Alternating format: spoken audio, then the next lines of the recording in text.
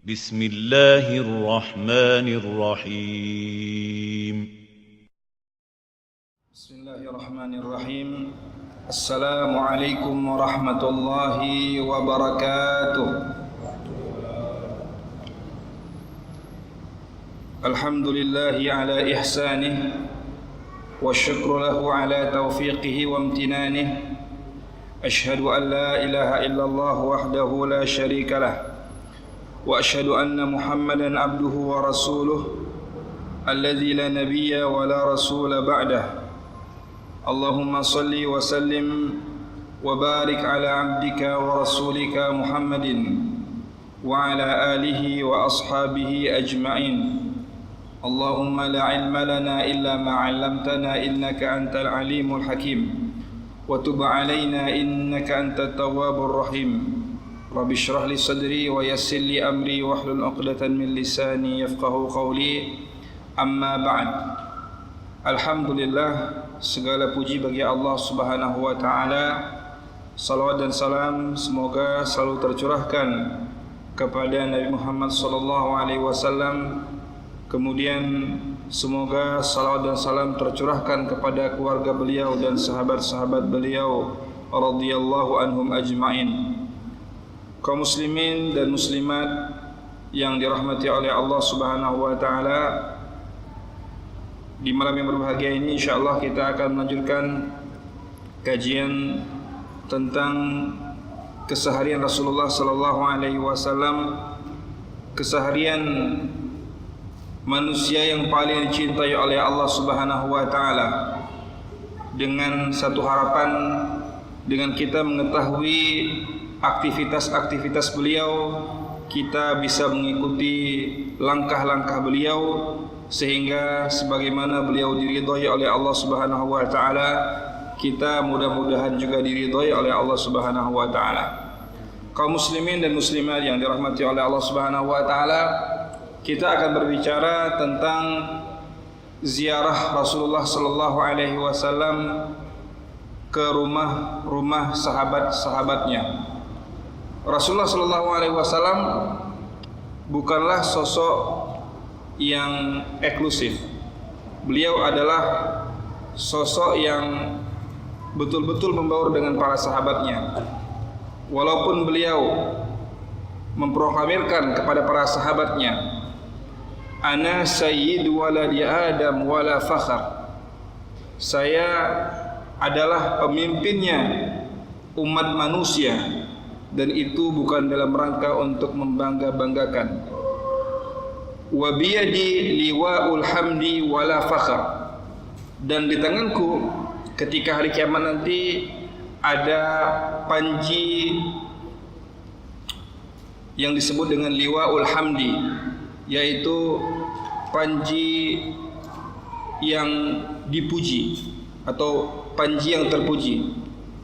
Artinya Rasulullah SAW adalah orang yang dipuji oleh seluruh makhluk, dan Rasulullah SAW ketika di hari kiamat dipuji oleh Allah Subhanahu wa taala, sebagaimana firman Allah Subhanahu wa taala dalam surat Al-Isra, "Wa minal laili", Allah Subhanahu wa taala berfirman, "Wa minal laili fatahajjad bihi nafilatan laka asa ay yab'atsaka rabbuka maqaman mahmuda."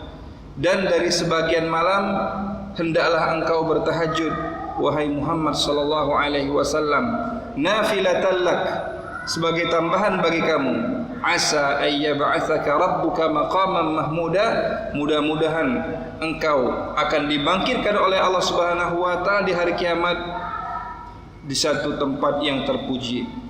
Jadi Rasulullah sallallahu alaihi wasallam sudah pasti dipuji oleh Allah Subhanahu wa taala, dan sudah pasti dipuji oleh orang-orang yang beriman.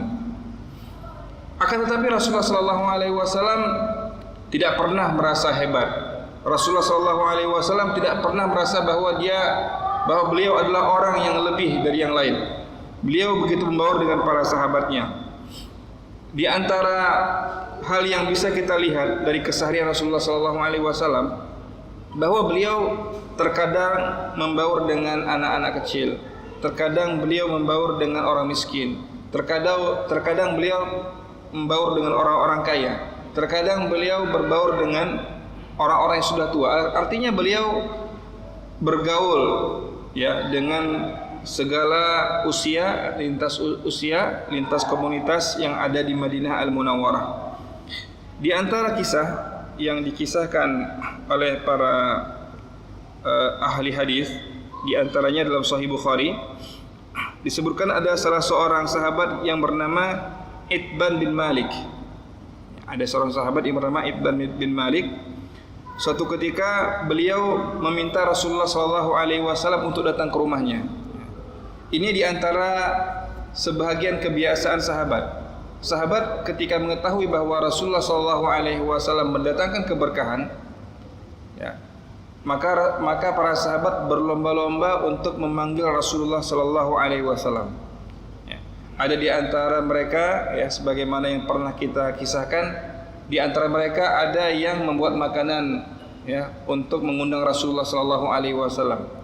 Dan di antara mereka ada yang mungkin tidak mempunyai harta untuk memberikan sesuatu kepada Rasulullah SAW, tetapi mereka tetap mengundang Rasulullah SAW. Untuk apa mengundang Rasulullah SAW? Untuk, ya, mendoakan keberkahan kepada rumah tersebut dan meminta Rasulullah SAW untuk sholat. Ini di antara kebiasaan Rasulullah SAW dan di antara kebiasaan para sahabat Rasulullah SAW.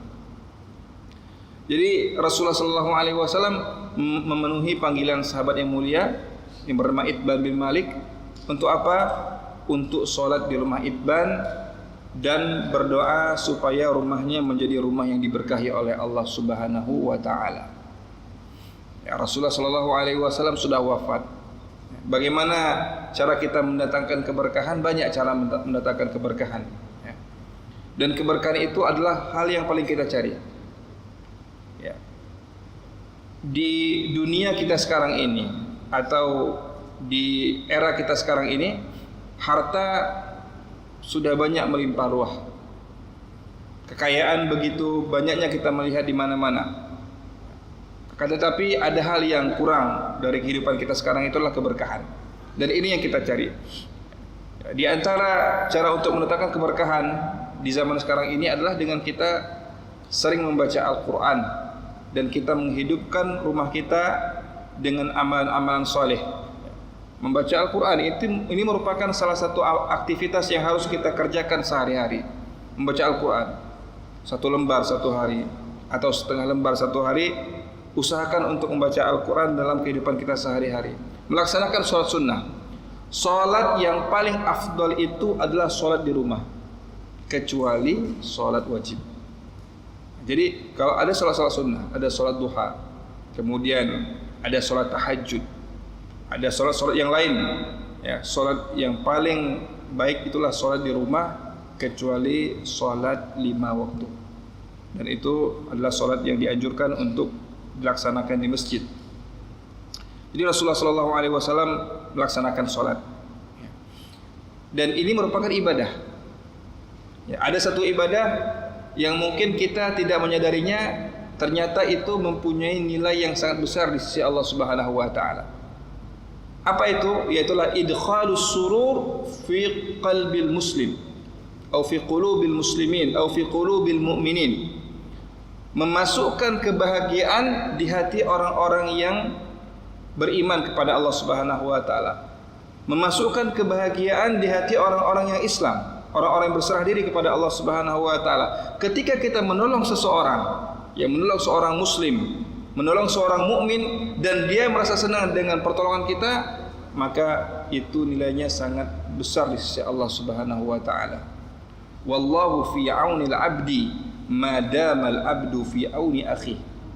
Allah Subhanahu wa Ta'ala senantiasa menolong hambanya selama hambanya menolong saudara-saudaranya. Besar pahalanya, tetapi tidak kita sadari. Dan ini yang dilakukan oleh Rasulullah SAW. Kenapa Rasulullah SAW datang ke rumah sahabatnya ketika diundang? Karena Rasulullah SAW ingin memasukkan kebahagiaan di hati para sahabat-sahabatnya, sehingga para sahabatnya senang dengan Rasulullah sallallahu alaihi wasallam, sehingga para sahabatnya merasa dekat dengan Rasulullah sallallahu alaihi wasallam. Suatu ketika Rasulullah sallallahu alaihi wasallam mengunjungi rumah sahabat yang mulia Anas bin Malik. Jadi memang kisah dengan Anas ini adalah kisah yang paling banyak. Karena apa?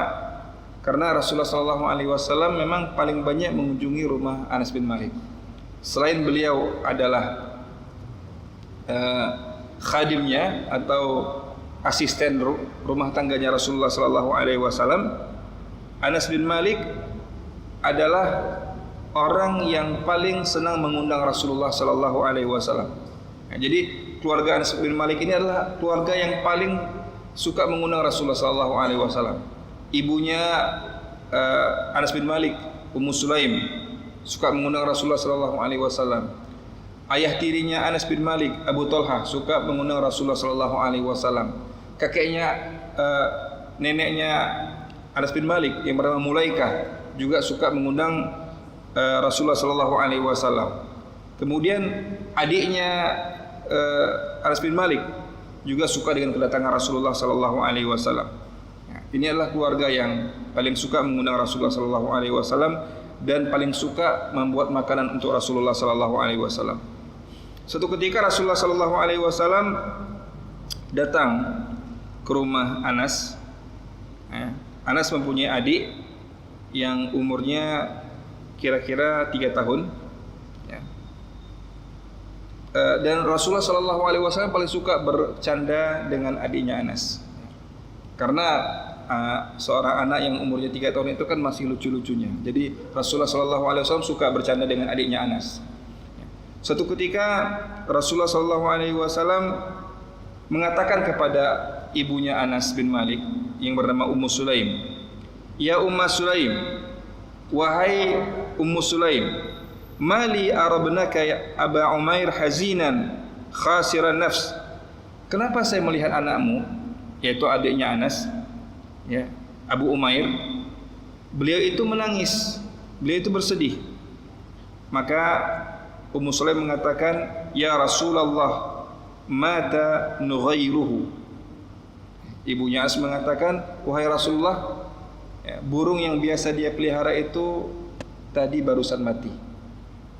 Nah, jadi di sini Rasulullah sallallahu alaihi wasallam merasakan kesedihan adiknya Anas yang berumur 3 tahun, yang biasanya punya burung yang dia jaga, yang dia ajak bermain-main dan sebagainya, burungnya mati. Jenis burungnya adalah nughair, ya, satu burung yang biasa dipelihara oleh orang-orang Arab. Kemudian apa yang dilakukan oleh Rasulullah sallallahu alaihi wasallam? Rasulullah sallallahu alaihi wasallam adalah pemimpin. Rasulullah sallallahu alaihi wasallam adalah panutan. Maka Rasulullah sallallahu alaihi wasallam memperlihatkan kepada kita bagaimana adab, ya, untuk menenangkan hati seorang anak. Maka Rasulullah sallallahu alaihi wasallam menjumpai adiknya Anas yang berumur 3 tahun. Ya, Rasulullah sallallahu alaihi wasallam umurnya ketika di Madinah itu sudah lebih dari 55 tahun. Ya. Jadi Rasulullah sallallahu alaihi wasallam yang sangat dewasa, yang sangat mempunyai wibawa dan sebagainya, berjumpa dengan anak kecil berumur 3 tahun. Kemudian beliau mengusap kepala adiknya Anas dan mengatakan, "Ya Aba Umair, ma fa'ala an-nughair, ya Aba Umair, ma fa'ala an-nughair." Maka Rasulullah sallallahu alaihi wasallam memegang kepala adiknya Anas dan mengatakan, "Wahai Abu Umair." Ya, namanya tidak disebutkan, tapi disebutkan kunyahnya. Kunyah itu adalah nama yang diawali dengan Abu atau nama yang diawali dengan Ummu. Jadi kalau bisa kita sering mendengar Abu Hurairah, Abu Bakar, itu bukan namanya, tapi itu namanya kunyah. Ya, kunyah itu seperti gelar yang diawali dengan Abu atau yang diawali dengan Ummu. Seperti Rasulullah sallallahu alaihi wasallam namanya Muhammad sallallahu alaihi wasallam, kunyahnya Abul Qasim, ayahnya Qasim. Ya. Kemudian seperti Umar bin Khattab radhiyallahu anhu namanya Umar bin Khattab, sedangkan kunyahnya adalah Abu Hafsin, yaitu dinisbahkan kepada Hafsah, putri pertama Umar bin Khattab radhiyallahu anhu. Kemudian Ali bin Abi Thalib, beliau itu kunyahnya adalah Abul Hasan karena anak yang pertama adalah bernama Al Hasan dan sebagainya. Jadi Rasulullah Shallallahu Alaihi Wasallam memanggil anak kecil ini. Nah, jadi beliau bercanda, beliau guyon dengan anak tersebut dan mengatakan, ya Aba Umair, ma fa'ala Nughair. Jadi Rasulullah Shallallahu Alaihi Wasallam ternyata beliau berinteraksi dengan pemuda. Dan ternyata Rasulullah Shallallahu Alaihi Wasallam juga berinteraksi dengan anak-anak. Karena anak-anak ini, ya, khususnya anak-anak yang berumur 0 ya, sampai 7 tahun, itu adalah anak-anak yang harus diperhatikan kejiwaan dan psikologisnya. Dan biasanya anak-anak yang umurnya di bawah 7 tahun itu, kalau dalam ilmu psikologis, egosentrisnya itu tinggi. Apa egosentrisnya itu? Dia merasa bahwa ini milik dia, tidak boleh dimiliki oleh orang lain. Ya. Dan kata pakar pendidikan, ya, seorang pakar pendidikan yang berasal dari Mekah yang bernama Dr. Adnan Baharis mengatakan, di fase-fase seperti inilah kita mengajarkan nilai kepada anak kita. Ya. Karena apa? Ketika nanti sudah di atas itu, dia itu sudah tidak fokus lagi. Tapi ketika di umur 0 ya, sampai 7 tahun itu adalah masa yang paling cocok bagi seorang orang tua atau kedua orang tuanya untuk menanamkan nilai-nilai, ya. Itu akan teringat sampai dia besar. Ya, kita menanamkan nilai keislaman. Makanya di masa-masa seperti itu dianjurkan kepada orang tua untuk mengajarkan 2 hal yang paling penting, yaitu apa? Tauhid. Disitulah kita berdialog tauhid dengan anak kita. Nah, jadi Rasulullah Shallallahu Alaihi Wasallam bercanda dengan Abu Umair untuk apa? Rasulullah Shallallahu Alaihi Wasallam ingin memasukkan sebuah nilai kepada Abu Umair, ya, bahwa ternyata Rasulullah Shallallahu Alaihi Wasallam walaupun beliau adalah orang yang berwibawa, ternyata beliau adalah orang yang suka bercanda. Itu teringat, itu akan teringat. Ya. Artinya ketika dia sudah dewasa, dia akan teringat bahwa Rasulullah Shallallahu Alaihi Wasallam itu adalah orang yang ternyata suka bercanda. Rasulullah Shallallahu Alaihi Wasallam tidak hidup tegang serius, tapi Rasulullah Shallallahu Alaihi Wasallam terkadang beliau serius dan ada waktunya beliau juga bercanda, bahkan bercanda dengan anak kecil. Ini nilai yang ingin ditanamkan Rasulullah Shallallahu Alaihi Wasallam kepada Abu Umair. Ya, kemudian dan yang paling penting adalah mengajarkan adab-adab Islam kepada anak-anak yang umurnya masih kecil sehingga bisa lebih diingat oleh anak tersebut. Suatu ketika Rasulullah Shallallahu Alaihi Wasallam diundang oleh sahabat yang lain yang bernama Sa'ad bin Ubadah. Ada sahabat yang lain bernama Sa'ad bin Ubadah. Ketika itu Sa'ad bin Ubadah hanya memberikan kepada Rasulullah Shallallahu Alaihi Wasallam makanan yang sangat sederhana, yaitu roti dan minyak zaitun. Jadi roti kemudian dicampur dengan minyak zaitun. Ini adalah makanan yang diberikan oleh Sa'ad bin Ubadah kepada Rasulullah Sallallahu Alaihi Wasallam. Maka Rasulullah Sallallahu Alaihi Wasallam senang bercanda dengan Sa'ad bin Ubadah, berbicara dengan Sa'ad bin Ubadah. Kemudian Rasulullah Sallallahu Alaihi Wasallam mengajarkan kepada kita, ya, satu doa. Dan ini terjadi di bulan Ramadan. Jadi Rasulullah Sallallahu Alaihi Wasallam diundang ke rumah Sa'ad bin Ubadah dalam rangka berbuka puasa. Maka Rasulullah Sallallahu Alaihi Wasallam mengajarkan kepada kita satu doa. Apa doa yang harus kita ucapkan kepada orang yang mengundang kita berbuka puasa? Doa Rasulullah Sallallahu Alaihi Wasallam adalah, aftara indakumus shaimun wa akala ta'amakumul abrar wa sallat alaihimul malaikah. Ya. Telah berbuka, ya, di rumah kalian atau di tempat kalian orang-orang yang berpuasa dan orang-orang yang berbakti kepada Allah Subhanahu wa taala telah memakan makanan kalian. Semoga para malaikat mendoakan kebaikan kepada kalian. Jadi Rasulullah sallallahu alaihi wasallam mengajarkan kepada Sa'ad bin Ubadah dan mengajarkan doa kepada kita semuanya, bagaimana kita berdoa dalam rangka untuk memberikan kebahagiaan kepada orang yang memberikan makanan berbuka puasa. Doanya adalah aftara indakumus shaimun, telah berbuka orang-orang yang berpuasa di rumah kalian, wa akala ta'amakumul abrar, dan orang-orang yang berbakti kepada Allah Subhanahu wa taala, orang-orang yang soleh telah memakan makanan kalian, wa sallat alaihimul malaikah, dan hendaklah dan semoga Allah Subhanahu wa taala mendoakan kebaikan kepada kalian. Ini adalah doa yang diajarkan Rasulullah sallallahu alaihi wasallam kepada Sa'ad bin Ubadah. Kemudian suatu ketika Rasulullah sallallahu alaihi wasallam diundang oleh sahabat yang lain bernama Busr bin Abi Busr. Jadi namanya Busrun bin Abi Busr. Maka beliau memberikan kepada Rasulullah sallallahu alaihi wasallam makanan, kemudian Rasulullah sallallahu alaihi wasallam memakannya, dan beliau Busr bin Abi Busr memberikan minuman kepada Rasulullah sallallahu alaihi wasallam. Setelah beliau memakan dan meminum makanan dan minuman yang diberikan oleh sahabat beliau tersebut, maka beliau berdoa kepada Allah Subhanahu wa taala, Allahumma barik lahum fima razaqtahum waghfir lahum warhamhum. Ya Allah, berkahilah mereka dan berkahilah rezeki yang Engkau berikan kepada mereka, dan ampunilah mereka dan berikan rahmat kepada mereka. Jadi Rasulullah SAW begitu. Adab yang beliau ajarkan kepada para sahabatnya adalah ketika beliau diundang makanan untuk memakan, maka Rasulullah SAW tidak lupa berdoa untuk keberkahan rezeki orang yang telah memberikan kepada Rasulullah SAW makanan. Baik, ini adalah di antara beberapa ziarah atau kunjungan Rasulullah SAW kepada para sahabatnya. Jadi di sini Rasulullah SAW ketika diundang, beliau tidak pernah menolak. Yang kedua, ketika Rasulullah SAW telah selesai makan, maka Rasulullah SAW selalu berdoa untuk kebaikan orang yang memberikan makanan tersebut. Di antara ziarah atau kunjungan Rasulullah SAW, beliau pernah mendatangi atau menjenguk sahabat yang sakit.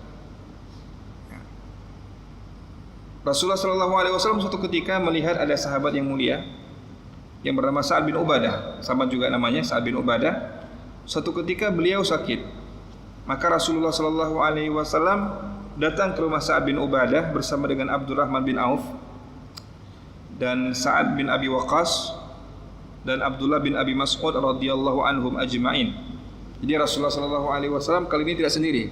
Beliau mengunjungi atau menjenguk Sa'ad bin Ubadah ketika sakit bersama dengan Abdurrahman bin Auf, kemudian bersama dengan Sa'ad bin Abi Waqqas dan dengan Abdullah bin Mas'ud radhiyallahu anhum.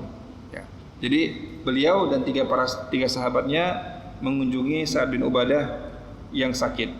Maka ketika Rasulullah SAW masuk ke rumah Sa'ad bin Ubadah, beliau melihat bahwa Sa'ad bin Ubadah itu pingsan, dalam keadaan pingsan. Maka Rasulullah SAW bertanya kepada keluarganya, apakah Sa'ad bin Ubadah telah wafat? Maka mereka mengatakan, la ya Rasulullah, tidak wahai Rasulullah.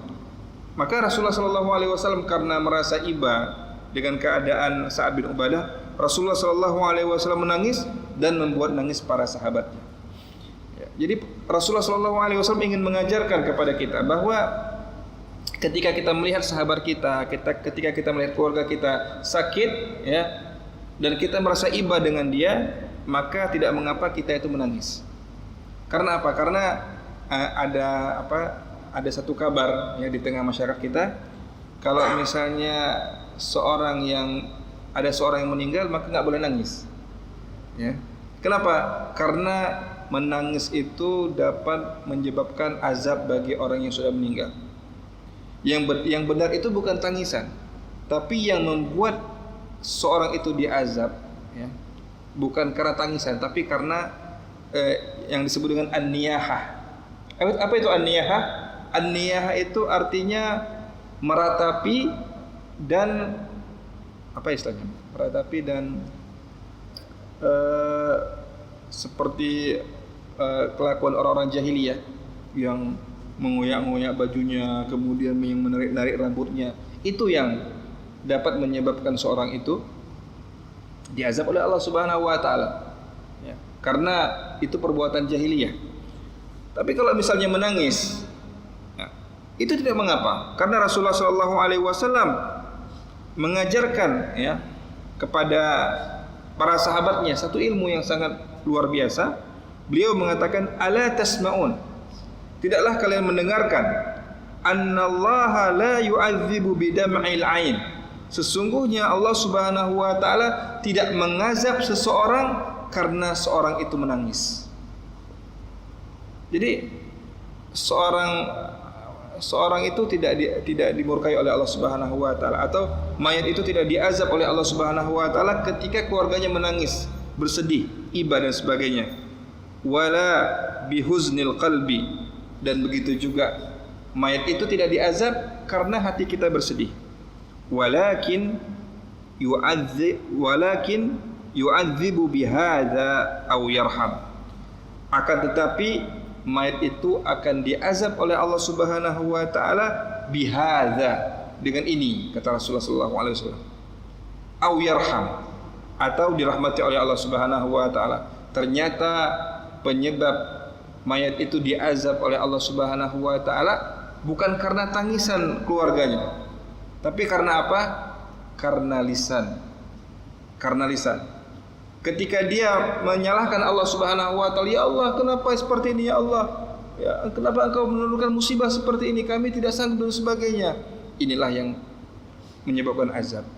Atau kadang-kadang dirahmati oleh Allah Subhanahu wa taala ketika kita mengatakan, kami ridha dengan ketetapan Allah Subhanahu wa taala dan kami menerima takdir Allah Subhanahu wa taala. Ternyata Rasulullah sallallahu alaihi wasallam mengajarkan kepada kita bahwa menangis itu tidak mengapa, bersedih itu tidak mengapa, tetapi jangan berlebih-lebihan. Kisah yang lain adalah ketika Rasulullah sallallahu alaihi wasallam berkunjung ke rumah sahabat yang mulia bernama Jabir bin Abdullah. Kali ini Rasulullah sallallahu alaihi wasallam pergi bersama dengan sahabat yang mulia Abu Bakar As-Siddiq radhiyallahu anhu. Pelajaran yang menarik di sini adalah Rasulullah sallallahu alaihi wasallam, beliau itu tinggalnya, kalau sekarang itu di sebelah timur Masjid Nabawi. Ya. Jadi kita lihat kiblat itu ke sebelah selatan. Ya, jadi kalau Madinah kiblatnya itu sebelah selatan. Ya. Belakang Masjid Nabawi itu sebelah utara. Ini rumah Rasulullah SAW sebelah timur Masjid Nabawi. Ya, artinya makam Rasulullah SAW itu adalah salah satu rumah Rasulullah SAW. Jadi makam Rasulullah SAW itu adalah salah satu rumahnya Rasulullah SAW yang disebut dengan Hujratu Aisyah, kamarnya Aisyah radhiyallahu anha. Ketika Rasulullah SAW mendengar sahabatnya sakit, yang bernama Jabir bin Abdullah. Jabir bin Abdullah itu tinggalnya itu di perkampungan yang disebut dengan Bani Salamah. Bani Salamah itu di mana? Bani Salamah itu kalau kita pernah umrah, letaknya adalah di dekat Masjid Qiblatain. Saya rasa sekarang ini kalau ada jamaah yang ada sekarang ini, jalan dari Masjid Nabawi ke Masjid Qiblatain sampai Masjid Qiblatain itu langsung merasa capek. Saya coba sekali dalam hidup saya itu, sekali saya coba dari Masjid Nabawi itu ke Masjid Qiblatain.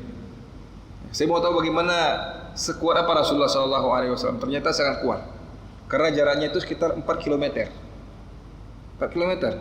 Bayangkan 4 km berjalan kaki bersama dengan Abu Bakar As-Siddiq radhiyallahu anhu. Apakah Rasulullah SAW tidak punya kendaraan? Punya kendaraan. Tetapi Rasulullah SAW ingin menunjukkan satu pengorbanan kepada para sahabatnya. Begitulah cara Rasulullah SAW mengunjungi para sahabatnya. Sekitar 4 km Rasulullah SAW berjalan dari Masjid Nabawi menuju perkampungan Bani Salamah dalam rangka untuk mengunjungi sahabat yang mulia Jabir bin Abdullah. Nah, jalan kaki 4 km. Dan umur Rasulullah SAW ketika itu sudah tua. Rasulullah SAW hijrah ke Madinah umurnya 55 tahun. Saya tidak tahu ini berapa umur Rasulullah SAW. Antara 55 tahun ya sampai 63 tahun. Ya, kalau 4 km kira-kira dari mana tuh? Dari Masjid Al-Badr ke mana itu kira-kira? Belang Bintang sampai?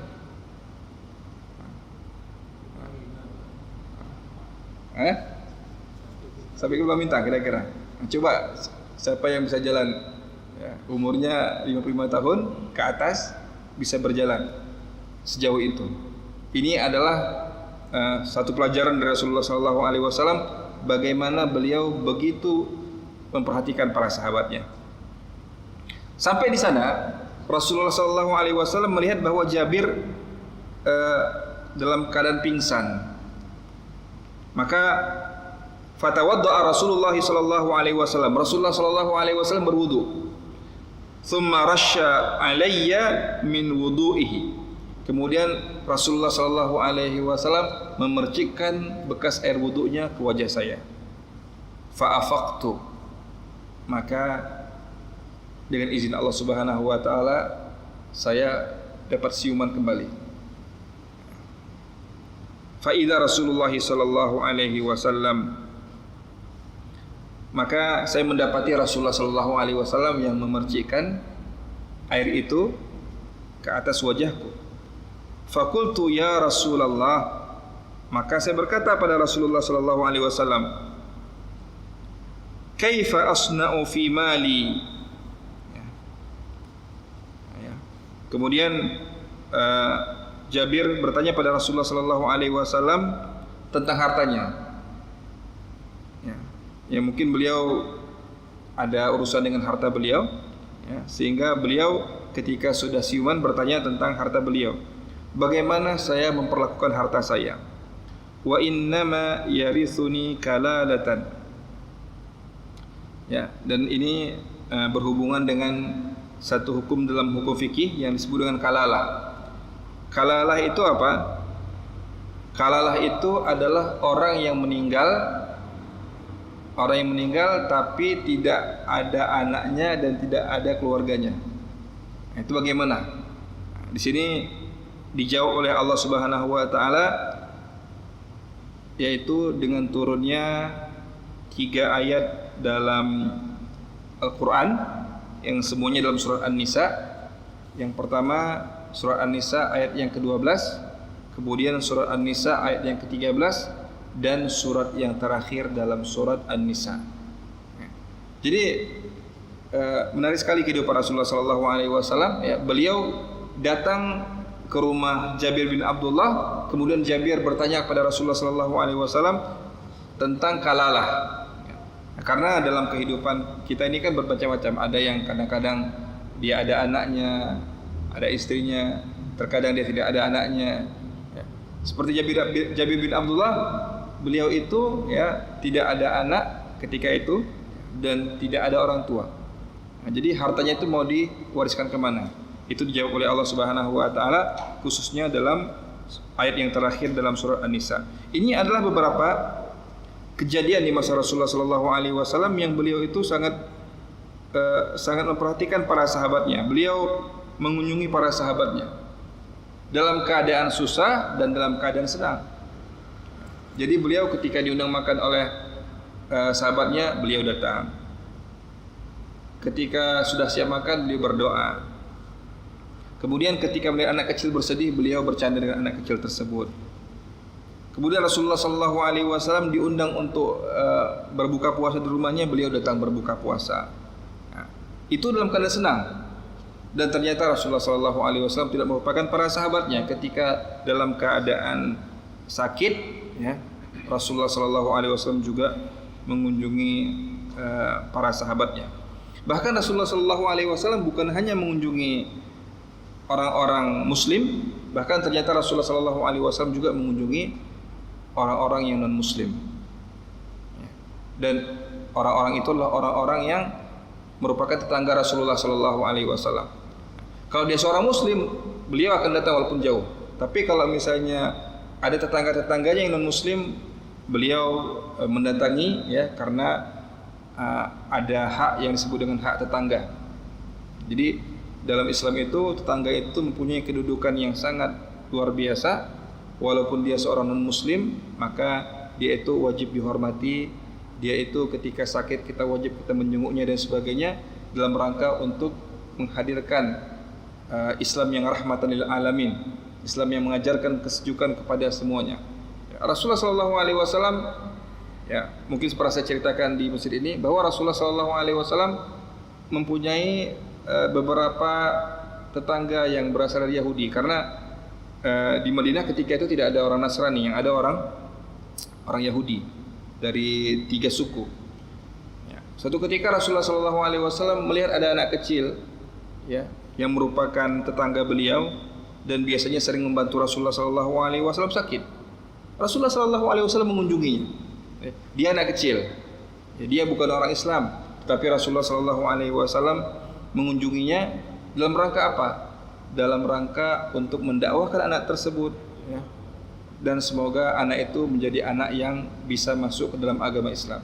Jadi Rasulullah SAW itu sangat senang sekali, ya, ketika ada orang yang dulunya tidak Islam, kemudian beliau itu sangat senang sekali ketika ada sahabat-sahabatnya yang masuk Islam. Karena nilai hidayah, ya, nilai kita memberikan hidayah atau kita mengantarkan hidayah kepada orang lain itu nilainya sangatlah besar di sisi Allah Subhanahu wa taala. Bahkan Rasulullah SAW mengatakan kepada para sahabatnya, wallahi, demi Allah Subhanahu wa taala, la an yahdiyallahu bika rajulan wahidan. Ya. Kamu memberikan hidayah atau kamu menyampaikan hidayah kepada satu orang. Jadi hidayah itu kan ada 2. Ada namanya hidayatut taufiq, ya. Ada yang namanya hidayatu al-irsyad. Hidayatut taufiq itu tidak datang kecuali hanya dari Allah Subhanahu wa taala. Artinya kita bisa menjadi taat, kita bisa menjadi saleh, kita bisa bertakwa kepada Allah Subhanahu wa taala itu dengan izin Allah Subhanahu wa taala. Ada yang namanya hidayatul irsyad. Hidayatul irsyad itu artinya kita mempunyai, ya, satu tugas dari Allah Subhanahu wa taala untuk menyampaikan kebaikan kepada orang lain, ya. Kita mengajak dia sholat, kita mengajak dia berpuasa, kita mengajak dia zakat, kita mengajak dia berinfak, kita mengajak dia berhaji, kita mengajak dia umroh dan sebagainya. Itu adalah hidayatul irsyad. Jadi hidayah taufik dari Allah Subhanahu wa taala. Sedangkan dari hidayah irsyad kita mempunyai satu kewajiban dari Allah Subhanahu wa taala untuk menyampaikan kebenaran kepada orang lain.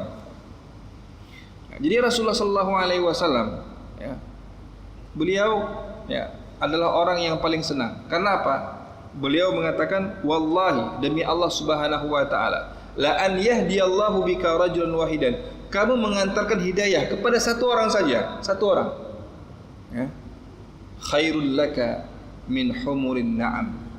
Lebih baik bagimu daripada kamu mendapatkan seekor unta yang merah. Kalau misalnya kita mendengarkan unta yang merah mungkin biasa. Kalau orang Arab, wah, unta yang merah, wah, luar biasa. Karena apa? Karena humurun na'am atau humurun ni'am, unta yang merah itu merupakan unta yang paling mahal di kalangan bangsa Arab. Ya. Itu yang harganya itu bukannya 100 juta, lebih dari 100 juta harganya. Jadi satu saja itu lebih berharga daripada kita menginfakkan atau memiliki, ya, humurun na'am.